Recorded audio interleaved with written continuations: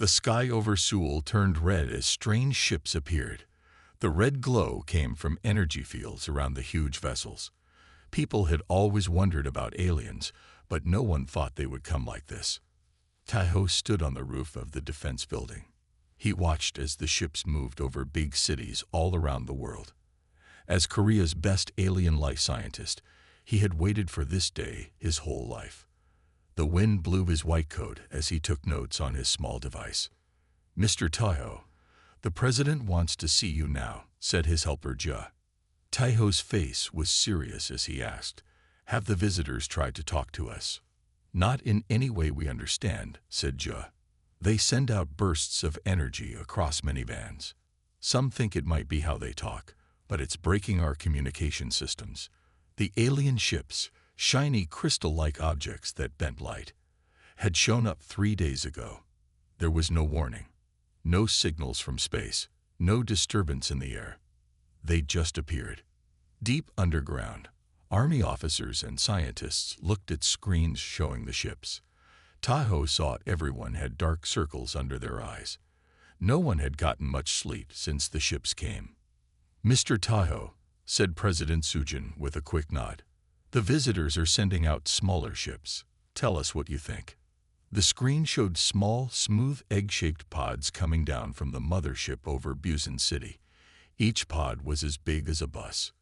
"They are scanning us," said General Doyun, pointing at energy readings, "learning how to hurt us." Taeho looked at the data, or maybe trying to learn about us. "We should try to talk to them before we think they want to harm us." "China already tried," Jia said in a low voice. "They sent language experts to meet the pods in Beijing. We lost all contact with them right after." Everyone went quiet as they thought about what this meant. "Mr. Taeho," President Sujin finally said, "you have 6 hours to figure out how to talk to them. After that, we join the world's defense plan. America is already getting its space weapons ready." As Taeho left the room, his device made a sound. The screen showed math symbols he didn't know, followed by words in perfect Korean. "We are sorry for what is coming. You were not supposed to be found. Human peace means the silence after total annihilation." Part 1. First Contact. The sky over Seoul turned red as strange ships appeared. The red glow came from energy fields around the huge vessels.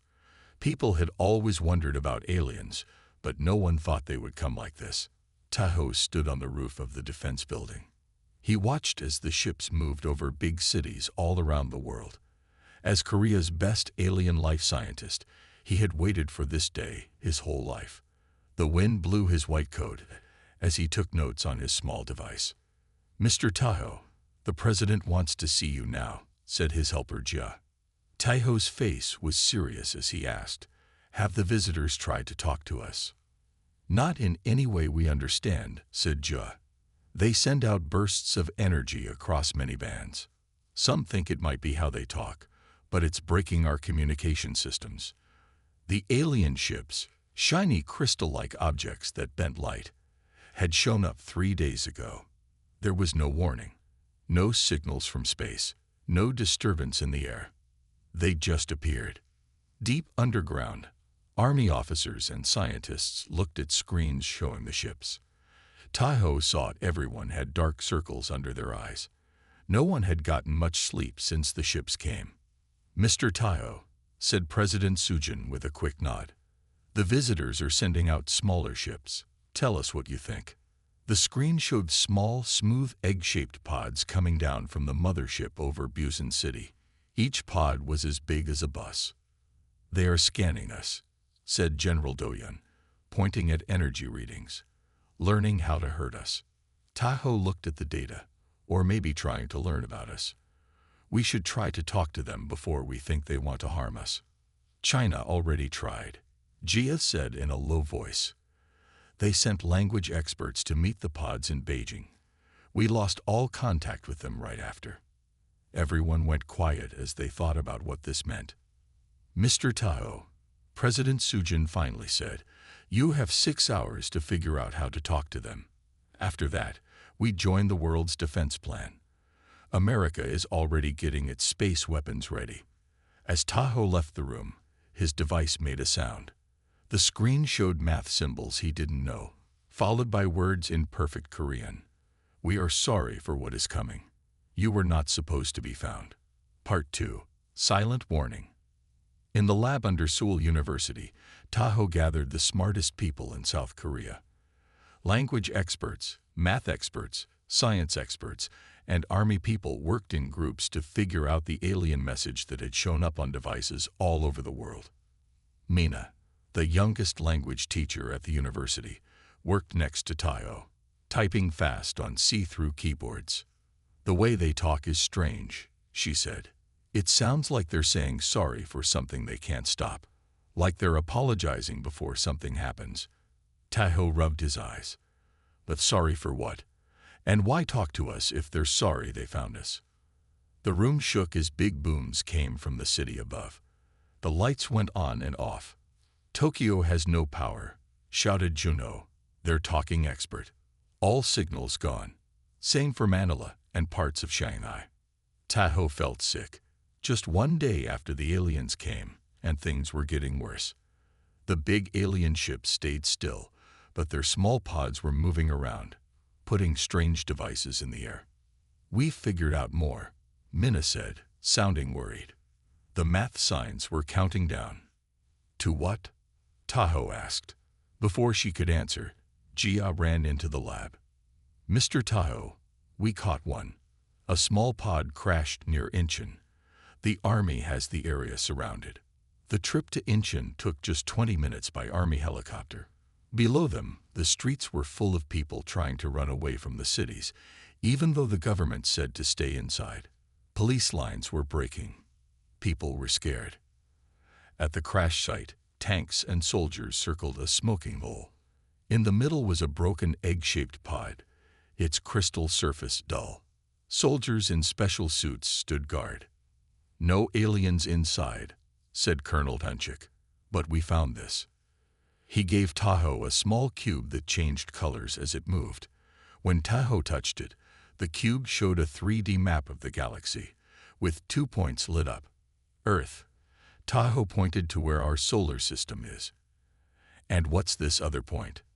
The cube flashed, and suddenly Tahoe understood. Pictures went straight into his mind. Another kind of being, like huge insects, moving through space like a living cloud. Eating, growing, following. Tahoe dropped the cube, breathing hard. "They're not attacking," he whispered. "They're running away.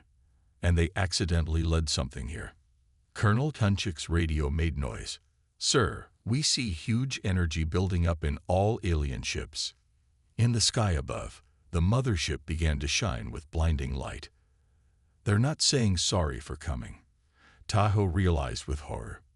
"They're saying sorry for what's following them." 3 days after the aliens first came, Earth's big defense systems were broken. Not from direct attack by the crystal ships, which people now called the messengers, but from the energy pulses they sent out before vanishing as suddenly as they had appeared. After they left came silence, then chaos, then the real threat. Tahoe stood in what was left of the president's safe room under the Blue House. Emergency power machines gave only a little light. Around him, army and government leaders looked at damage reports coming in from around the world. "The pulse fried 70% of our electronics," General Doyen said. "Satellites, defense systems, communications, we're almost blind." "Was it an attack?" President Sujin asked, her voice steady despite the bad situation. Tahoe shook his head. "I don't think so.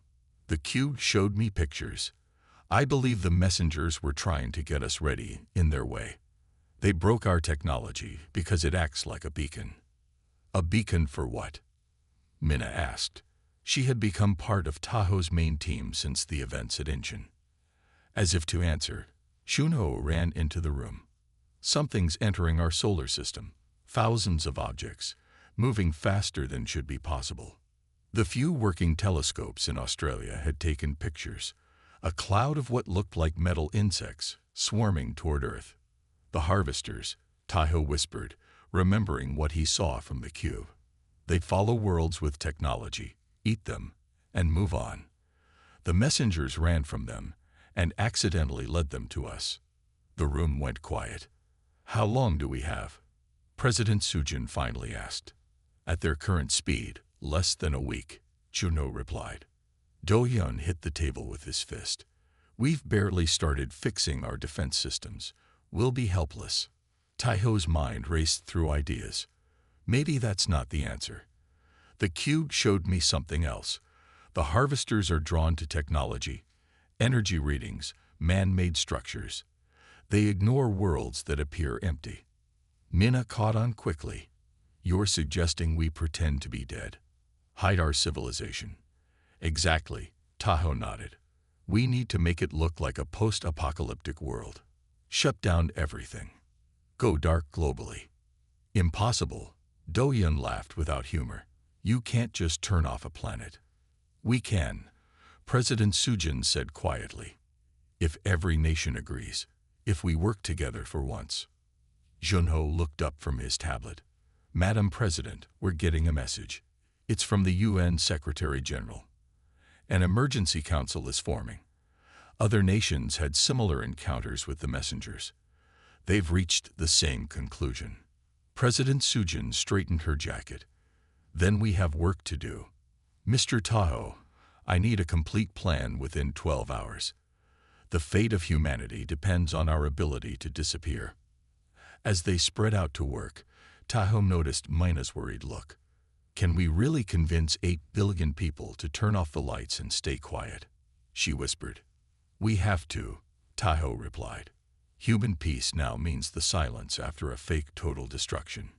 It's our only chance. 5 days after the aliens first came, the world's leaders made a choice no one had ever made before, a global blackout. They called it Operation Darkness. It was a desperate plan to make Earth look dead and empty to the coming harvesters. Near the edge of Seoul, Taeho watched over the change of an old subway station into a command center. Unlike the high-tech bunkers that would attract the harvesters' attention, this place used old equipment, mostly old-style tools like those from the 1940s. Last pictures from space before we shut them down, Gia reported, rolling out paper maps on a table. The harvester swarm has reached Mars. Their first scouts are already entering our air. Taho studied the grainy pictures. The harvesters looked like metal wasps, each the size of a small car. Their first scouts were testing Earth's air, looking for the energy signs that showed advanced civilization. Is everyone in position? He asked. Mina nodded, checking her clipboard. 93% of people are now in safe places. The rest are in faraway areas or underground places. Power grids worldwide will go offline in order starting at midnight. The plan was big but scary in what it tried to do. For 7 days, humanity would vanish. All power plants shut down. All vehicles stopped. No electronic signals of any kind. People would hide in basements, subways, and special-built bunkers lined with materials that hid life signs. On the surface, empty cities would be made to look like they had been destroyed years ago. Special forces had even put out devices that would leak radiation in patterns that looked like nuclear war. Harmless amounts, but enough to create a real-looking signal. What if it doesn't work? Shunho asked quietly. What if they search anyway? Then we do phase 2, General Do-hyun said grimly. He meant the last resort nuclear option, not aimed at the harvesters, but at Earth itself, creating a real apocalypse to prevent total extinction. Taho hoped it wouldn't come to that. The cube showed me their patterns. They're efficient. They won't waste time on a dead world when there are other civilizations to harvest. President Sujin entered the command center, with people from China, Japan, and several other nations.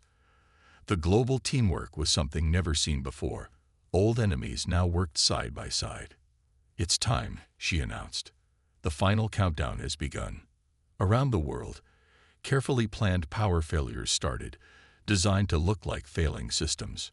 News broadcasts, the last media that would go dark, showed made-up footage of conflicts and disasters.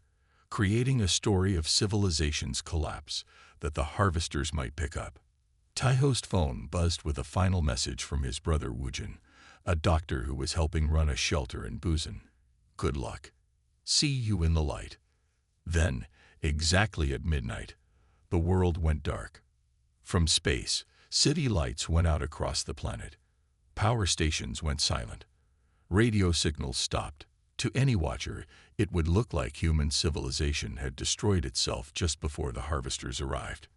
In the darkness of the command center, lit only by candles and hand-cranked lamps, Tahoe whispered, "Now we wait." 3 days into the global blackout, Earth held its breath. Tahoe sat in the dim light of a single oil lamp, studying hand-drawn maps tracking harvester movements. The command center under Seoul had developed a relay system, runners carrying written messages between observation posts. No electronics, no radio, nothing that might betray their presence. "Scout report from Incheon," Minna said, accepting a sealed envelope from a breathless messenger. "Harvester vessels are conducting low-altitude sweeps over the ruins." The ruins were elaborate deceptions, buildings partially demolished and aged through careful application of chemicals and controlled fires. Some cities had even flooded sections to show abandonment and decay. Radiation markers simulated the aftermath of nuclear exchanges. "Are they buying it?" Tahoe asked. Minna handed him the report. "Hard to say. They're methodical, sampling soil, water, air. They seem particularly interested in our nuclear plants, all safely powered down and disguised as disaster sites." The door opened, admitting General Do-yun and President Sujin. Their faces were grim. "We have a problem," Do-yun said without preamble. "Harvester activity is concentrating in northern regions, Finland, Sweden, Russia. They've detected something. What could they have found?" Tahoe wondered. "A breach," President Sujin replied. "A group in the Russian Arctic refused to comply with the blackout. Religious extremists who believe the harvesters are divine punishment. They're broadcasting on all frequencies, claiming humanity should face judgment." The news hit like a physical blow. One small group could doom them all. "How long before the harvesters investigate?" Tahoe asked. "Hours, maybe less," Do-yun replied. "The Russians have dispatched special forces, but it may be too late." They all understood what this meant. If the harvesters discovered living humans actively using technology, they would realize the global devastation was a ruse. The hunt would begin in earnest. "We need to move to Phase 2, Do-yun said quietly. President Sujin closed her eyes briefly. "The nuclear option." "Wait," Tahoe interjected. "The cube showed me more than just their hunting patterns. The harvesters are collective but not hive-minded. If one scout finds something interesting, it doesn't immediately share that information with the entire swarm." "What are you suggesting?" Minna asked. "A controlled reveal," Tahoe said. "We let them find a small pocket of survivors with limited technology, enough to satisfy their curiosity, but not enough to suggest a thriving civilization. A sacrifice." President Sujin looked horrified. "No, a decoy," Tahoe clarified. "Automated systems, robots, recordings that suggest a small group of survivors scavenging old technology. We make it interesting enough to investigate, but not valuable enough to summon the full swarm." The plan came together quickly. Military volunteers would use pre-positioned equipment to create a false settlement in an abandoned mining facility near the Arctic breach. Energy signatures would suggest desperate survivors using salvage technology, exactly what the harvesters would expect after a global collapse. As the team dispersed to implement the plan, Tahoe felt Minna's hand on his arm. "What aren't you telling them?" she asked quietly. Tahoe hesitated. "The decoy needs to be convincing. Someone needs to manually activate the systems, then escape through the old mining tunnels before the harvesters arrive." "That's a suicide mission," she whispered. "Not necessarily. With proper timing." He trailed off, unable to meet her eyes. "You're planning to go yourself," Minna realized. "Tahoe, no. I understand the cube's visions better than anyone. I know exactly what will convince them. Before she could argue further, a runner burst in with a new message. The Harvester Scouts had changed direction. They were moving south now, toward Seoul. They detected us, Do-Yun said, studying the report. This command center. We're not as invisible as we thought. Tahoe felt cold fear settle in his stomach. The harvesters were coming directly for them, and they had less than 6 hours to disappear. The evacuation happened in near total silence. 200 personnel filed through the abandoned subway tunnels beneath Seoul, carrying only what they could fit in small packs. No flashlights, just guides with memorized routes and string lines tied to their belts. Tahoe helped Mina over a collapsed section of tunnel. Behind them, the command center was being systematically stripped of anything that might reveal human planning or intelligence. It would look like scavengers had been using it, and fled in panic. The decoy plan won't work now, Do-Yum whispered as they reached a junction. They're already suspicious of this area. Tahoe nodded grimly. We need something more dramatic to draw them away. They emerged into a vast maintenance chamber that had become their fallback position. Battery-powered lamps cast weak light over assembled officials from multiple countries. The cooperation that had seemed miraculous days ago now felt fragile. President Sujin conferred with other world leaders. The Chinese contingent reports harvester activity decreasing over Beijing. They might be consolidating forces here. They're learning our patterns, Tahoe realized. Each false lead we plant teaches them something. Shono approached with a satellite phone, one of the few electronics they dared to use briefly. Message from Woojin in Busan. The harbor facilities are being investigated by Harvester Scouts. Tahoe's mind raced. His brother was coordinating thousands of people hiding in the extensive tunnel networks beneath Busan. If the harvesters found them, I have an idea, he said suddenly. But it requires activating one of our nuclear submarines. The plan formed quickly. A single submarine, hidden in the depths off the coast, would power up just enough to emit a recognizable energy signature. It would then lead the harvesters on a chase into the Pacific before disappearing into an underwater trench. The crew would escape using special evacuation pods designed to be undetectable. It could draw them away from population centers, Do-Yun agreed. But it's incredibly risky. I'll go, volunteered Captain Hyunju, a veteran submarine commander. My crew and I can handle it. As preparations began, Tahoe pulled Mina aside. I need you to deliver a message to Woojin. Prepare his people to move deeper into the mine systems beneath the city. If this works, the harvesters will follow the submarine. If it doesn't, Busan will be ground zero. Mina gripped his arm. You're not telling me everything again. What are you planning? Tahoe hesitated. The submarine needs to be convincing, not just a drone. The harvesters can detect life signs. Some of us need to be aboard, at least initially. That's necessary, he finished firmly. I studied them more than anyone. I know what will convince them. Before she could protest further, alarms sounded, soft bells rather than electronic sirens, but no less urgent. Harvester Scout. Directly overhead, reported a lookout. Less than half a kilometer up and descending.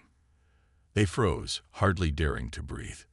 The massive chamber fell silent except for the soft ticking of analog clocks. Minutes stretched into an eternity before the all-clear sounded. The scout had moved on, but it was a stark reminder of their vulnerability.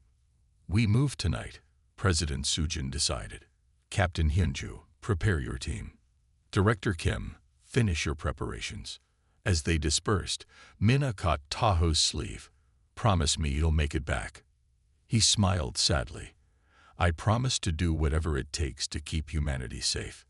In the darkness, they embraced briefly before duty pulled them in separate directions. Mina heading south to warn Busan, Tahoe east toward the hidden submarine base where he would join Captain Hyunju's crew. Neither said goodbye. In times like these, such finalities felt too much like surrender. The submarine Haim, sea dark, rose silently from its hiding place in an underwater cave system off Korea's eastern coast. Its nuclear reactor powered up to minimum levels, just enough to create a detectable signature while maintaining stealth capabilities. In the cramped control room, Taho stood behind Captain Hyunju as she guided the vessel through treacherous underwater canyons. The crew of 20 volunteers worked with practiced efficiency despite the unprecedented nature of their mission. Harvester scout vessels detected on sonar, reported the sensor officer. 3 units, moving in search patterns. Perfect, Taho said. Let's get their attention. The submarine briefly increased power, creating an energy spike that would be impossible for the harvesters to miss. Then it dove deeper, heading for the Philippine Trench, one of the deepest parts of the ocean. They've changed course, confirmed the sonar operator. All 3 scouts are pursuing. Captain Hyunju allowed herself a small smile. Phase 1 complete. Now to see if they take the bait. The plan was daring in its simplicity. The submarine would lead the harvesters on a chase through underwater terrain too complex for easy tracking.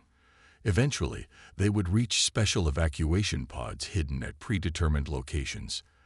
The crew would escape, leaving the submarine on autopilot to continue deeper into the trench before triggering its self-destruct sequence. If successful, harvesters would believe they had found and eliminated the last pocket of human resistance using advanced technology.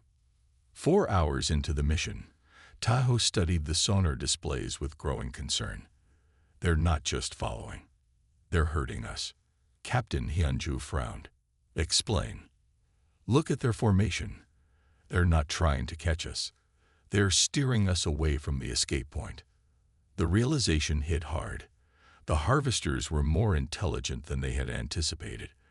They had recognized the submarine as bait and were now controlling the encounter. New plan, Taho decided. We need to be more convincing. Make them believe we're desperate survivors, not decoys. How? Asked Captain Hyunju. By fighting back. The submarine suddenly reversed course, firing a spread of torpedoes at the nearest harvester scout. The weapons detonated with satisfying force, though Taho doubted they would cause serious damage. Now dive and run silent, he ordered. The gambit worked. The harvester formation broke as they switched from herding to hunting. The submarine slipped between underwater mountains, using natural formations to mask its signature. We've bought some time, Captain Hyunju said, but we're cut off from the primary escape route. She tucked it into her suit without reading it. Good luck, Director Kim. One by one, the crew donned specialized stealth suits and slipped out through the emergency hatches. The suits would mask their life signs and allow them to drift with the currents to predetermined pickup points. Finally, only Taho remained. He took the controls, watching as the harvester scouts circled closer.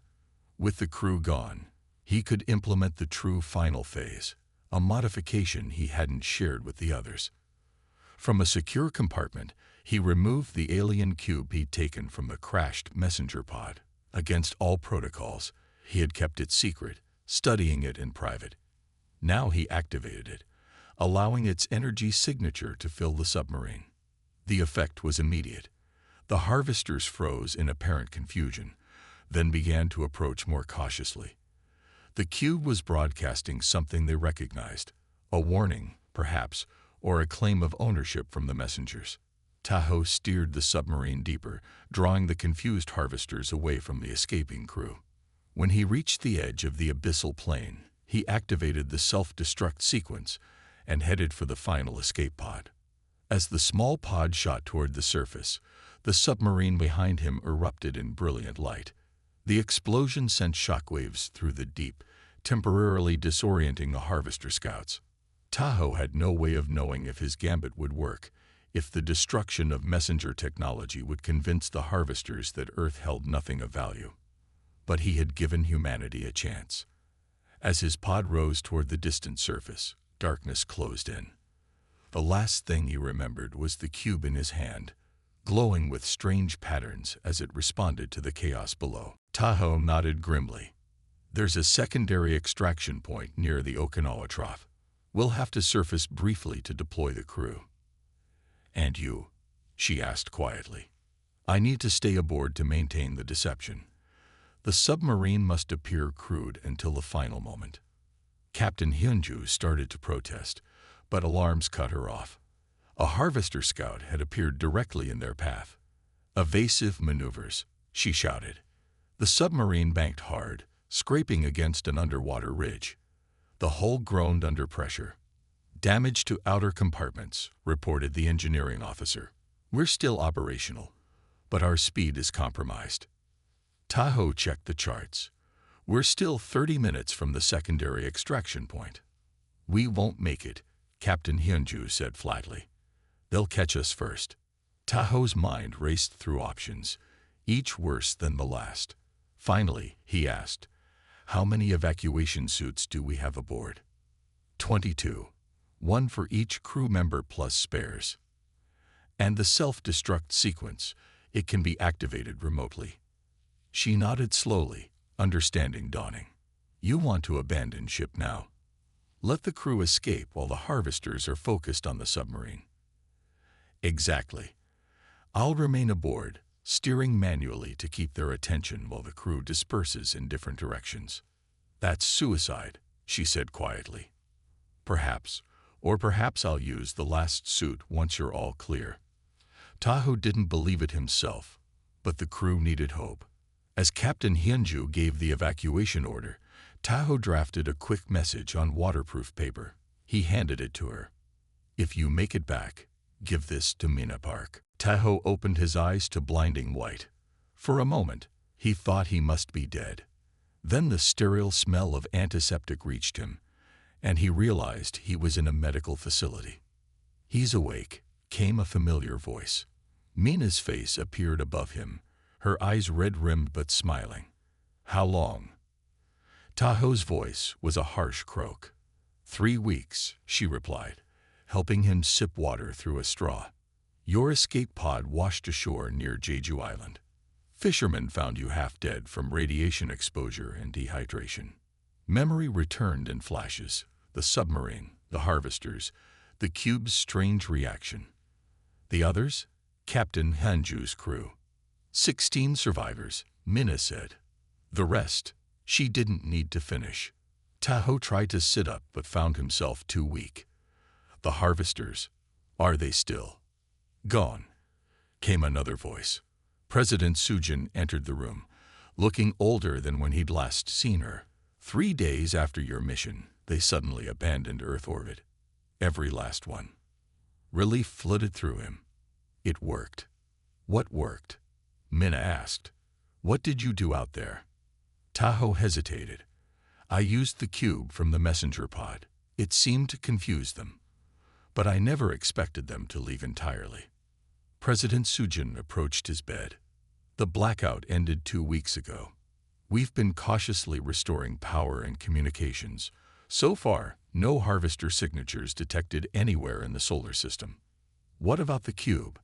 Tahoe asked. Mina and President Sujin exchanged glances. It wasn't found in your pod. Mina said carefully. We assumed it was destroyed in the submarine explosion. But Tahoe wasn't convinced. The cube had been doing something in those final moments, communicating, perhaps, or transforming.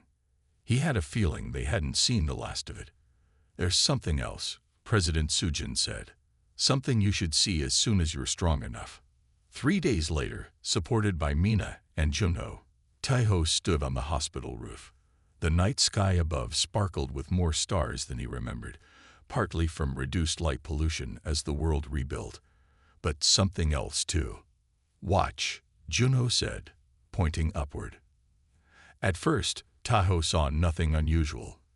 Then a pattern of stars seemed to shift slightly, not twinkling, but moving in perfect unison. What am I looking at? He asked. We're calling them guardians, Mina explained. They appeared shortly after the harvesters left, satellites in geosynchronous orbit around Earth. Not ours. Tahoe's breath caught. The messengers. We don't think so, President Sujin said. The technology signature is different. They're completely passive, no transmissions, no apparent weapons. They just watch. A chill ran down Taho's spine. You think the cube called them, or created them? Junho suggested. We've detected exotic particles in your bloodstream that match readings from the Guardian satellites. Something happened during that submarine explosion. Taho stared at the faint, moving lights, a third player in the cosmic game they'd been unwittingly drawn into.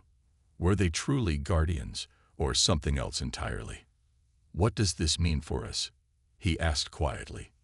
We don't know, President Sujin admitted. But the world has changed. Nations that have fought for centuries work together during the blackout. We've seen what we can accomplish when united by a common threat. And now we know we're not alone, Minna added, for better or worse. As they stood watching the silent sentinels above, Taho couldn't help but wonder what humanity's next chapter would bring. They had survived the first contact, but at what cost? And what price would come with this new protection, if protection it truly was? The wind picked up, carrying the scent of blossoms from the hospital garden. Life continuing, adapting. Whatever came next, humans would face it together. 1 year after the harvesters departed, Earth was transformed in ways no one could have predicted. Taho stood at the podium in the newly established Global Cooperation Center in Seoul, addressing representatives from every nation. The massive circular chamber had been designed with symbolic significance. No head seat, no hierarchy, just equals gathered to determine humanity's future. The Guardian satellites remain in position, he explained, gesturing to the holographic display overhead. Their energy signature has not changed, nor have they interfered with our activities. They simply watch. The past year had brought both challenges and unprecedented progress. The temporary unity forced by the blackout had evolved into something more lasting. With the knowledge that hostile forces existed beyond Earth, old conflicts seemed suddenly petty. Our reverse engineering efforts have yielded significant breakthroughs, continued Director Jinni, who headed the new Global Science Initiative. The materials recovered from harvester debris show properties we've only theorized about. Quantum computing, room temperature superconductors, energy systems beyond our previous understanding. The world's recovery had been remarkably swift. Rather than returning to old patterns, humanity had embraced new possibilities. Clean energy replaced fossil fuels within months.